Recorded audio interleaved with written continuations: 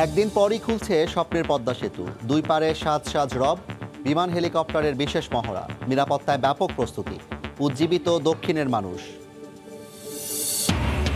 আওয়ামী লীগ মানুষের ভাগ্য গড়তে ক্ষমতায় এসেছে, দলের ৭৩তম প্রতিষ্ঠা বার্ষিকীতে প্রধানমন্ত্রী বললেন, খুনিদের সমর্থন দিয়েছে জিয়া পরিবার, বঙ্গবন্ধুর প্রতিকৃতিতে শ্রদ্ধা।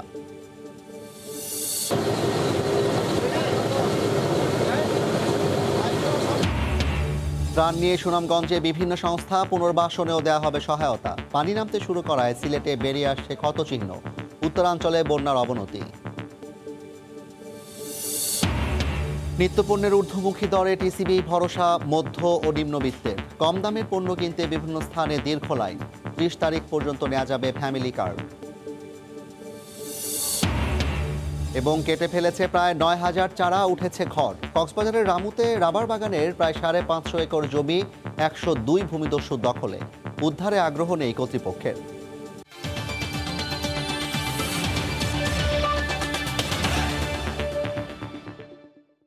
জনপদের সময়ের সঙ্গে আছি আমি জাফর সাদিক।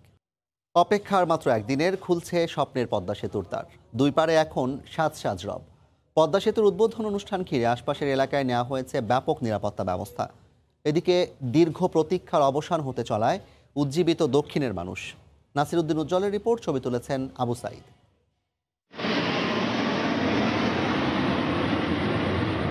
দ্বার খোলার অপেক্ষায় পদ্মা সেতু, চলছে উদ্বোধনী অনুষ্ঠানের মহড়া। এদিকে আকর্ষণীয় ফেস্টুন আর বিলবোর্ডে ছেয়ে গেছে গোটা এলাকা। সেতুর উদ্বোধন ঘিরে সাজ সাজ রব। পদ্মা সেতু পুরোপুরি প্রস্তুত হওয়ায় উচ্ছ্বসিত দক্ষিণের মানুষ। এটা আমাদের বহুদিনকার প্রত্যাশা ছিল। দেশের টাকা দেশের সেতু, তো সেই জন্য এটা আনন্দ সবারই হওয়া উচিত। প্রধানমন্ত্রী যে অন্যান্য বারের তুলনায় এবার আসতেছেন, এবার আমাদের পদ্মা সেতুকে উপহার দিচ্ছেন, উপহার দিচ্ছেন, আমরা অনেক আনন্দিত। আমাদের আনন্দিতটা এমন যে ঈদের চেয়েও বেশি লাগতেছে। সুধী সমাবেশ ও জনসভা ঘিরে গড়ে তোলা হয়েছে নিরাপত্তা বলয়। চারিদিকে থাকবে বিশেষ নিরাপত্তা ব্যবস্থা। এসএসএফের সাথে কিন্তু সমন্বয় করে আমরা জেলা পুলিশের পক্ষ থেকে প্রায় ৩,০০০ অফিসার ফোর্স কিন্তু এখানে একটি আমরা ডিপ্লয়মেন্টের পরিকল্পনা গ্রহণ করেছি এবং বিভিন্ন পয়েন্টে আমাদের অফিসার ফোর্স থাকবে। চীনের ঠিকাদারি প্রতিষ্ঠান এমবিইসি সেতুটি প্রকল্প কর্তৃপক্ষকে বুঝিয়ে দিয়েছে। এর মাধ্যমে মূল সেতুর কাজের সমাপ্তি ঘোষণা করা হয়েছে। পদ্মা সেতু প্রকল্পের পরিচালক মোহাম্মদ শফিকুল ইসলাম মাওয়ায় ঠিকাদারি প্রতিষ্ঠানের কাছ থেকে সেতু বুঝে নেওয়ার চিঠি গ্রহণ করেন। ২০১৪ সালের ২৬ নভেম্বর পদ্মা সেতুর নির্মাণ কাজের ক্ষণগণনা শুরু হয়। প্রথমে চুক্তি ছিল ৪ বছরে সেতু নির্মাণ করবে। পাইলিং জটিলতা, নদী ভাঙন, করোনা মহামারী সহ নানা কারণে পরে সময় বাড়ানো হয়। এত বছর পর কাজ করার পর মানে একটা আনন্দ লাগতেছে আর কি। দিনে রাত পরিশ্রম করে কাজ করছি, সেতুর এই অবস্থা দেখে খুবই আনন্দ লাগতেছে। কাজ শেষ হলেও ঠিকাদারি প্রতিষ্ঠানের সঙ্গে আরও ১ বছর সম্পর্ক থাকবে। এটাকে বলা হয়েছে লায়াবিলিটি পিরিয়ড। আগামী ৫ বছর সেতুটি দেখভাল করবে সেতুর টোল আদায় ও রক্ষণাবেক্ষণের দায়িত্ব পাওয়া কেইসি এবং এমবিইসি। এই সেতু কাজ বলতে পারেন যে গত ২২ জুন আমাদের পরিপূর্ণ হিসাবে শেষ হয়েছে। আগামী ১ বছর সেতু তারা ডিফেক্ট লায়াবিলিটি পিরিয়ড দেখবে আর কি। এখন সেতু পুরোপুরি যান চলাচলের উপযোগী। দুপারে প্রায় ১৪ কিলোমিটার নদী শাসনের কাজ চলমান রয়েছে। শেষ পর্যায়ে থাকা অংশের কাজ সমাপ্ত হবে আগামী বছরের জুনে। ১২,১৩৩ কোটি টাকা ব্যয়ে এই মূল সেতু নির্মাণে ঠিকাদার সময় নিয়েছে ৭ বছর ৬ মাস ২৬ দিন। মুন্সিগঞ্জের মাওয়া থেকে নাসির উদ্দিন উজ্জ্বল, সময় সংবাদ। এই মুহূর্তে পদ্মা সেতুর মাওয়া প্রান্তে আছেন রিপোর্টার সানবীর রূপল এবং জাজিরা প্রান্তে আছেন বুলবুল রেজা। সরাসরি প্রথমেই যাচ্ছি রূপলের কাছে। রূপল, সাবাস বাংলাদেশ, এ পৃথিবী অবাক তাকিয়ে রয়, জ্বলে পুড়ে মোর ছারখার, তবু মাথা নোয়াবার নয়। কবি সুকান্ত ভট্টাচার্যের সেই কবিতার মতো অবাক বিস্ময়ে তাকিয়ে আছে এখন বাংলাদেশ। বাংলাদেশ যে মাথা নোয়াবার নয় সেটি কিন্তু এই আমার পেছনের এই সেতুটি দেখলেই বোঝা যায়। অর্থাৎ নিজস্ব অর্থায়নে ৩০,০০০ কোটি টাকা ব্যয়ের যে সেতু প্রকল্পটি ১২,০০০ কোটি টাকা ব্যয়ের যে মূল সেতুর প্রকল্পটি সেটি কিন্তু এরই মধ্যে শেষ হয়ে গেছে। এখন শেষ মুহূর্তের ক্ষণগণনা, মাত্র 24 ঘন্টা বাকি আছে এটিকে বরণ করে নেয়ার জন্য। কোটি বাঙালির প্রাণের উচ্ছ্বাস অপেক্ষা করছে কখন খুলবে সেতুর দ্বার। এবং দক্ষিণ পশ্চিমাঞ্চলের মানুষের স্বপ্নের যে সেতু, সেই স্বপ্নটি এখন বাস্তবে রূপদান করেছেন বর্তমান সরকার। এবং সেটি কিন্তু বলাই চলে যে এখন এই সেতুকে বরণ করে নেওয়ার জন্য দুই পাশের মানুষ যেমন উচ্ছ্বসিত, যারা আয়োজক আছেন তারাও কিন্তু পুরোদমে প্রস্তুতি নেওয়ার জন্য সব রকমের প্রস্তুতি গ্রহণ করছেন। দুই পাশেই ব্যানার ফেস্টুনে ছেয়ে যাচ্ছে লাল রং, বেগুনি রং, সব রংগুলো একসাথে মিলেমিশে একাকার হয়ে এই উৎসবের বর্ণিল আয়োজনকে আরও বর্ণাঢ্য করার জন্য, সেই উপলক্ষকে বরণ করে নেওয়ার জন্য কিন্তু প্রস্তুত হচ্ছে মানুষজন। এবং আর মাত্র একদিন অপেক্ষা, সেই অপেক্ষার পালা শেষ হওয়ার পরে কিন্তু এখানে প্রধানমন্ত্রী শেখ হাসিনা তিনি 25 তারিখ সকাল 10টায় তিনি এখানে উদ্বোধন করবেন। নাম ফলক উদ্বোধন করার পরে এই মাওয়ার এই প্রান্ত থেকে ও প্রান্তে যাবেন, ও প্রান্তে গিয়ে একটি জনসমাবেশে যোগ দেবেন। সেই জনসমাবেশেও কিন্তু বর্ণিল আয়োজনে সাজানো হয়েছে। ঠিক এখানকার এই মুহূর্তের যে অবস্থা, মাওয়ার থেকে ঢাকা যাওয়ার যে রাস্তাটি, সেই রাস্তাটিতে কিন্তু বিভিন্ন জায়গায় আলোকসজ্জা করা হচ্ছে এবং আস্তে আস্তে করে সেই ব্যানার ফেস্টুনগুলোও আলোকিত করা হচ্ছে এবং যে মঞ্চ বা যে জায়গাটি তৈরি করা হচ্ছে সেই জায়গাটিও কিন্তু আলোকিত করা হচ্ছে। তো এখন পর্যন্ত মাওয়া প্রান্ত থেকে পদ্মা সেতুর সবশেষ খবর ছিল এটুকুই। চলে যাচ্ছি জাজিরা প্রান্তে। জাজিরা শিবচরে আছেন সহকর্মী বুলবুল রেজা, সেখানকার খবর জানাবেন তিনি। পদ্মা সেতুর জাজিরা প্রান্তে, অর্থাৎ শরীয়তপুরের যে জাজিরা প্রান্তটি রয়েছে, আমরা এই মুহূর্তে ঠিক জাজিরা প্রান্তে রয়েছি এবং আমরা যে জায়গাটিতে দাঁড়িয়ে আছি এখান থেকে 1 কিলোমিটার দূরেই কিন্তু পদ্মা সেতু দৃশ্যমান। অর্থাৎ দিনের বেলা পদ্মা সেতু দেখতে যতটা সুন্দর তার চেয়েও অনেক বেশি সুন্দর কিন্তু রাতের বেলা দেখতে, কারণ সন্ধ্যার পরপরই কিন্তু এই পদ্মা সেতুর অর্থাৎ এই 6.15 কিলোমিটারের যে দীর্ঘ সেতুটি রয়েছে সেই সেতুর প্রতিটি লাইট কিন্তু জ্বলে ওঠে এবং ফলে দিনের চেয়েও কিন্তু অনেক বেশি এই রাতের বেলা দেখা যায়। আমরা যদিও 1 কিলোমিটার দূরে রয়েছি এই জাজিরা প্রান্তে, এর বাইরে আসলে এর পরে কিন্তু যাওয়া যায় না, ঠিক নিষেধাজ্ঞা রয়েছে, যে কারণে এই দূর থেকে যতটুকু দেখা যায় তাতেই কিন্তু যে অপরূপ সৌন্দর্য ফুটে উঠেছে পদ্মা সেতুর, সেটি কিন্তু আসলে অতুলনীয়। এবং এই পদ্মা পাড়ের যে দুটি জেলা রয়েছে, বিশেষ করে এই মাদারীপুর এবং শরীয়তপুর, এই দুটি জেলার বাসিন্দা যারা রয়েছেন, আজকে আমরা সারাদিনই তাদের সাথে কথা বলার চেষ্টা করেছি। তারা সবচেয়ে বেশি উচ্ছ্বসিত কিন্তু এই দুই জেলার বাসিন্দারা, কারণ দীর্ঘদিন, বিশেষ করে শরীয়তপুর জেলার কথা যদি বলি, শরীয়তপুর জেলা থেকে ঢাকায় যাতায়াতের সবচেয়ে একমাত্র পথ ছিল কিন্তু নৌপথ এবং দীর্ঘদিন পর এই নৌপথের কিন্তু ফেরি কিংবা লঞ্চে যাতায়াতের যে বিষয়টি রয়েছে সেটির কিন্তু অবসান হতে যাচ্ছে।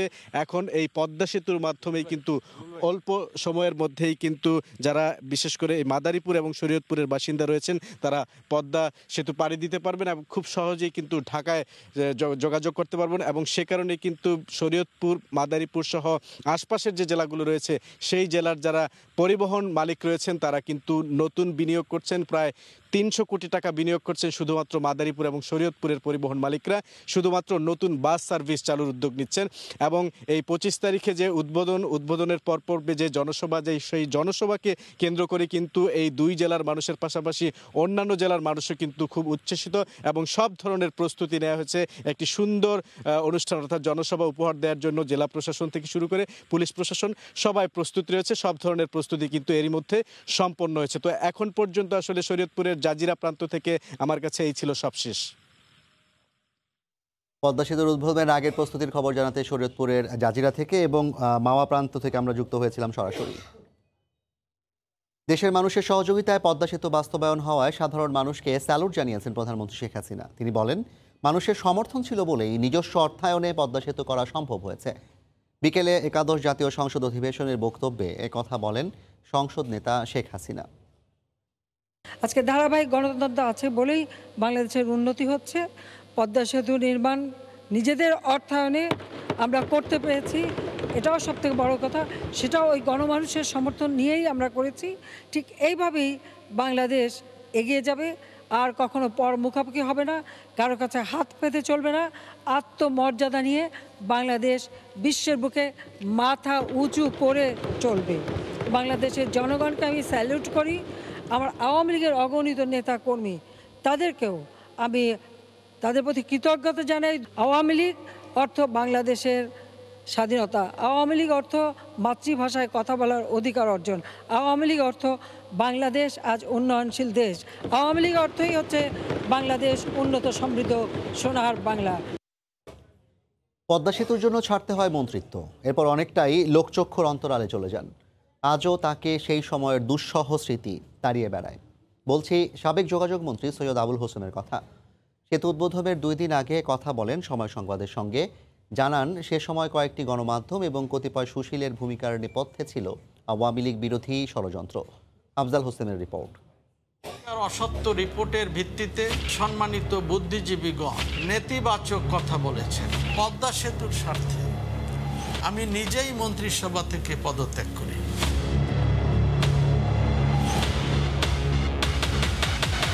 কল্পিত দুর্নীতির অভিযোগ তুলে পদ্মা সেতুর ঋণ চুক্তি বাতিল করল বিশ্বব্যাংক।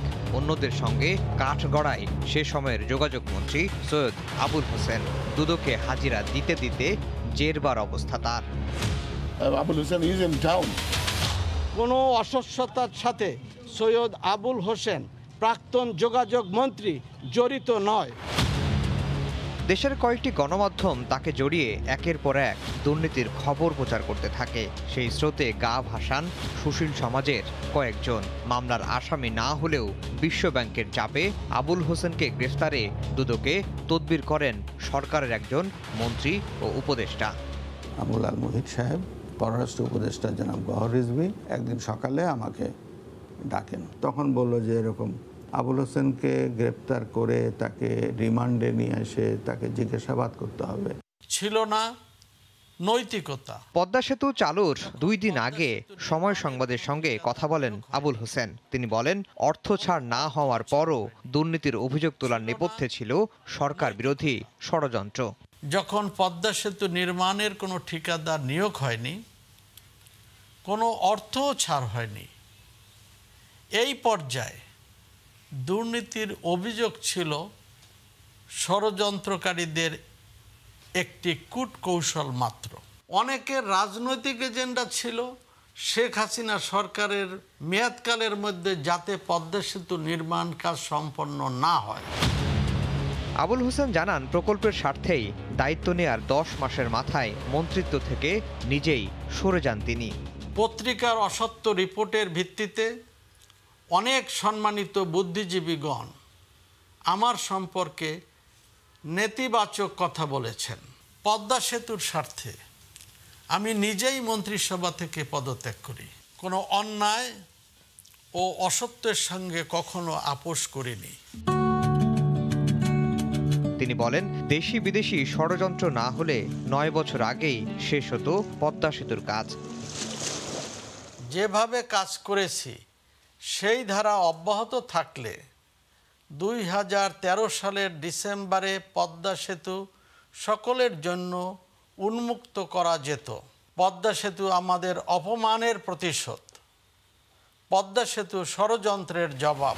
2008 সালে আওয়ামী লীগ ক্ষমতায় আসার পর যোগাযোগ মন্ত্রণালয়ের দায়িত্ব পান সৈয়দ আবুল হোসেন। পদ্মা সেতুর কথিত দুর্নীতির ষড়যন্ত্রে ছাড়তে হয় মন্ত্রী ও দলের আন্তর্জাতিক বিষয়ক সম্পাদকের পদ। বর্তমানে নিজের ব্যবসা প্রতিষ্ঠান নিয়ে ব্যস্ত সময় পার করছেন একসময়ের প্রভাবশালী এই মন্ত্রী। পদ্মা সেতু প্রকৌশলগত এক বিস্ময়ের প্রতীক। আফজাল হোসেন, সময় সংবাদ, ঢাকা। দেশের মানুষের কল্যাণ আওয়ামী লীগের চেয়ে অন্য কোনো দল ভালো বুঝবে না জানিয়ে প্রধানমন্ত্রী শেখ হাসিনা বলেছেন, সাম্প্রতিক বিভিন্ন মন্তব্যে বিএনপি প্রমাণ করেছে তারা পাকিস্তানি ভাবধারায় বিশ্বাসী। সকালে আওয়ামী লীগের ৭৩তম প্রতিষ্ঠাবার্ষিকী উপলক্ষে আলোচনা সভায় ভার্চুয়ালি যুক্ত হয়ে বক্তব্য রাখেন শেখ হাসিনা। মুসলিম লীগের বিরুদ্ধে হাঁটি হাঁটি পা পা করে 7 দশক পেরিয়ে এবছর ৭৩তম প্রতিষ্ঠাবার্ষিকীতে পা রাখল মুক্তিযুদ্ধের নেতৃত্বে থাকা রাজনৈতিক দল বাংলাদেশ আওয়ামী লীগ। দিনটি উপলক্ষে বঙ্গবন্ধু অ্যাভিনিউয়ের দলীয় কার্যালয়ে আয়োজিত ভার্চুয়াল আলোচনা সভায় গণভবন থেকে অনলাইনে যোগ দিয়ে সভাপতিত্ব করেন দলীয় প্রধান শেখ হাসিনা। আজ পর্যন্ত এই দেশের মানুষের যতটুকু অর্জন সবটুকুই আওয়ামী লীগের হাতে। আওয়ামী লীগ যখনই সরকার এসেছে এদেশের মানুষের ভাগ্য পরিবর্তন ঘটেছে। তিনি বলেন, দেশের মানুষের কল্যাণে আওয়ামী লীগ জীবন দিয়ে দিলেও বিএনপি সবসময় স্বাধীনতা বিরোধী চেতনায় বিশ্বাস করে এসেছে। তারেক জিয়া স্লোগান দেয় ৭৫ পরাজিত শক্তি, এরাই যে ১৫ই আগস্টের হত্যাকাণ্ডের সঙ্গেও জড়িত এবং চক্রান্তের সাথে জড়িত। জিয়াউর রহমান, খালেদা জিয়া, তারেক জিয়া সেটা প্রমাণ করে দিয়েছে। নিজেরা দুর্নীতি করে আওয়ামী লীগের ওপর দোষ চাপানো বিএনপির অভ্যেস জানিয়ে শেখ হাসিনা বলেন, তারেক জিয়াকে দেশে ফিরতে বাধা দেয়া হচ্ছে না। তারেক জিয়া মুচলেখা দিয়ে আর রাজনীতি করবে না এটা লিখে দিয়ে তারপর সে কিন্তু চলে যায়। কাজে তাকে তো কেউ বিতাড়িত করে নাই, স্বেচ্ছায় চলে গিয়েছিল, তারপর আর সে ফিরে আসেনি। একজন রাজনৈতিক নেতা, তার যদি সাহস না থাকে ফিরে আসার, তো সে আবার নেতৃত্ব দেয় কিভাবে? স্বাধীনতার চেতনায় অবিশ্বাসীদের দেশ ছাড়া করার যুক্তিও দেন আওয়ামী লীগ সভাপতি। বিএনপির হৃদয় তো থাকে পাকিস্তান, সারাক্ষণ ভাবে ওই গুনগুন করে ওই গানই গায়, আয় মেরে জান প্যারে মান আঁখো কি তারা আসমান কি চান মেরে জান পাকিস্তান। এ হলো খালেদা জিয়ার কথা। কাজে এই যাদের মানসিকতা, তারা তো বাংলাদেশের কোনো ভালো চাইবে না, এটা খুব স্বাভাবিক। এর আগে দলের ৭৩তম প্রতিষ্ঠাবার্ষিকী উপলক্ষে সকালে ধানমন্ডি ৩২ নম্বরে জাতির পিতার প্রতিকৃতিতে শ্রদ্ধা জানান প্রধানমন্ত্রী শেখ হাসিনা। দেবাশিস রায়, সময় সংবাদ, ঢাকা।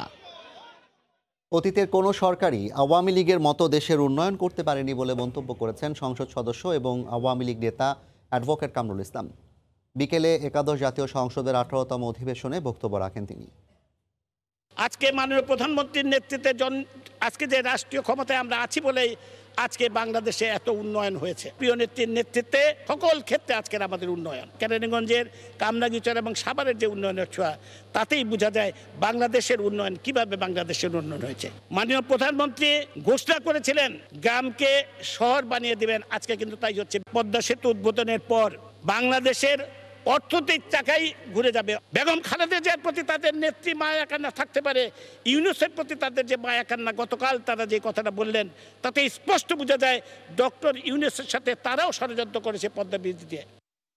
মালয়েশিয়ার জালে গোল উৎসব করল বাংলাদেশ। ফিফা প্রীতি ম্যাচে আঁখি খাতুনের জোড়া গোলে ৬-০ ব্যবধানে জিতল লাল সবুজের প্রতিনিধিরা। এই মুহূর্তে কমলাপুরের বীরশ্রেষ্ঠ সিপাহী মোস্তফা কামাল স্টেডিয়ামে আছেন রিপোর্টার পারভিন আক্তার, সরাসরি যাচ্ছে তার কাছে। পারভিন, খেলা শেষে উৎসব কেমন দেখছেন? মালয়েশিয়ার সঙ্গে কিছুক্ষণ আগে ম্যাচটা শেষ হয়েছিল। এখন আমার পেছনে ফাঁকা মাঠ, কিন্তু কিছুক্ষণ আগে এখানে ছিল বাঁধ ভাঙা উচ্ছ্বাস। 9 মাস পর আন্তর্জাতিক ম্যাচ খেলেছে বাংলাদেশ নারী ফুটবল দল। শক্তিশালী প্রতিপক্ষ মালয়েশিয়ার সঙ্গে র্যাঙ্কিংয়ের পার্থক্য ছিল 61 ধাপ। বাংলাদেশ যেখানে 146, মালয়েশিয়া সেখানে 85 র্যাঙ্কিংয়ে, ফিফা র্যাঙ্কিংয়ে 85 নম্বর স্থানে আছে। বাংলাদেশ দল সবশেষ আন্তর্জাতিক ম্যাচ খেলেছিল গেল বছর সেপ্টেম্বরে। সেই ম্যাচে ইরানের সঙ্গে 5-0 গোলে হেরেছিল। কিন্তু আজকের ম্যাচে বাংলাদেশ দলের পারফরমেন্স দেখলে কেউ বলতেই পারবে না যে সেই ম্যাচে বাংলাদেশ দল 5-0 গোলে হেরেছে। গেল কয়েক মাসে বাংলাদেশের নারী ফুটবলাররা চমৎকার উন্নতি করেছে এবং তাদের পারফরমেন্সের উন্নতির ছাপ আমরা ম্যাচের শুরু থেকে দেখেছি। মালয়েশিয়ার সঙ্গে সবাই ধরে নিয়েছিল যে হয়তো বা বাংলাদেশ দল ম্যাচটা নাও জিততে পারে, জিতলেও সেটা খুব কষ্টের হতে পারে। জেতার পরিসংখ্যান, জেতার ধারণা সবার কাছে একটু কম ছিল, কিন্তু বাংলাদেশ দল সে কঠিন কঠিন বিষয়টাকে বাস্তবে রূপ দিয়েছে। ম্যাচের শুরু থেকে আমরা দেখেছি যে বাংলাদেশ দল চমৎকার পারফর্ম করেছে এবং আজকে আঁখি খাতুন 2টো গোল করেছে এবং বাংলাদেশ দলের মেয়েরা যে 6-0 গোলে জিতেছে সেটা দলগত চেষ্টা এবং চমৎকার নৈপুণ্যের প্রকাশ আমরা শুরু থেকে শেষ পর্যন্ত দেখেছি। এবং রোববার আরও একটা ম্যাচ আছে, সেই ম্যাচেও বাংলাদেশ দল চাইছে যে জিতে, সেটা সাফ আছে বাংলাদেশ দলের সামনে, নেপালে সাফ চ্যাম্পিয়নশিপ আছে, সেই সাফের প্রস্তুতির অংশ হিসেবে এই টুর্নামেন্টটা হচ্ছে। তো শেষ ম্যাচে জিতেও বাংলাদেশ দল জয়যাত্রা ধরে রাখতে চায়, সাফের প্রস্তুতি ভালোভাবে সেরে নিতে চায়। কমলাপুর বীরশ্রেষ্ঠ সিপাহী মোস্তফা কামাল স্টেডিয়াম থেকে আমার কাছে এই ছিল সবশেষ। কমলাপুর স্টেডিয়াম থেকে সরাসরি যুক্ত ছিলেন পারভিন আক্তার। নদ নদীর পানি কিছুটা কমলেও দেশের উত্তর ও মধ্যাঞ্চলে এখনও সার্বিক বন্যা পরিস্থিতির উন্নতি হয়নি। দিশেহারা কুড়িগ্রাম, জামালপুর, নেত্রকোনা, সিরাজগঞ্জ ও টাঙ্গাইলের মানুষ। যতদূর চোখ যায় গ্রামের পর গ্রামে আগ্রাসী রূপ বন্যার। ডুবে যাওয়া সড়কের উপর দিয়ে তীব্র স্রোতে প্রবাহিত হচ্ছে বন্যার পানি। গত 24 ঘন্টায় কুড়িগ্রাম, নেত্রকোনা সহ দেশের উত্তর ও মধ্যাঞ্চলের বিভিন্ন নদ নদীর পানি কমতে শুরু করলেও এখনো শঙ্কা কাটেনি বন্যার। কুড়িগ্রামে সদর উপজেলা সহ বন্যা কবলিত ৩১৯টি গ্রামের ১.৫ লাখেরও বেশি মানুষ পানিবন্দী। বন্যার কবলে পড়েছে প্রায় ৪৫টি কমিউনিটি ক্লিনিক। বন্যা দুর্গত এলাকায় চিকিৎসা সেবা প্রদানে ৮৫টি মেডিকেল টিম কাজ করছে বলে জানান সিভিল সার্জন। আমরা এই মেডিকেল টিমের মাধ্যমে আমরা পানি বিশুদ্ধকরণ ট্যাবলেট, খাবার, স্যালাইন এবং জরুরি ঔষধ মানুষের বন্যাবন্দী মানুষের কাছে বিতরণ করছি। টাঙ্গাইলের সদর সহ এখনো বিভিন্ন এলাকায় বাঁধ ভেঙে নতুন নতুন গ্রাম প্লাবিত হচ্ছে। রাস্তাঘাট, পুকুরের মাছ সহ বিস্তীর্ণ এলাকায় ফসলি জমি তলিয়ে গেছে। কোন মেম্বার, চেয়ারম্যান কেউ কোনো কিছু অনুদান দিতে আছে। নেত্রকোনার কলমাকান্দা ও দুর্গাপুর সদরের পানি কিছুটা কমলেও অন্যান্য উপজেলাগুলোতে বেড়েই চলেছে।